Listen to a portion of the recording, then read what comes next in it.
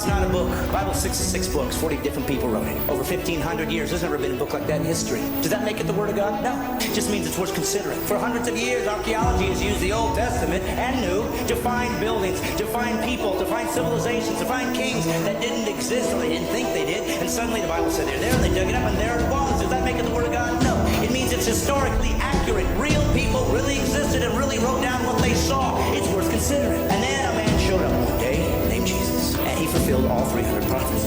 That's impossible. We know that the first Greek translation of the Old Testament was done 250 years before Jesus was born. How could they possibly know that he'd be born? And how could they possibly know he was going to be crucified when crucifixions didn't even exist as a capital punishment yet? How could they know that he'd be betrayed for 30 pieces of silver 250 years before there was a Jesus? Does it make it the Word of God? No, but it's not.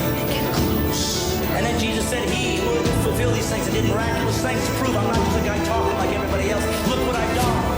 And then he said this, I'm going to prove it to you. I'm going to die. And I'm going to come back.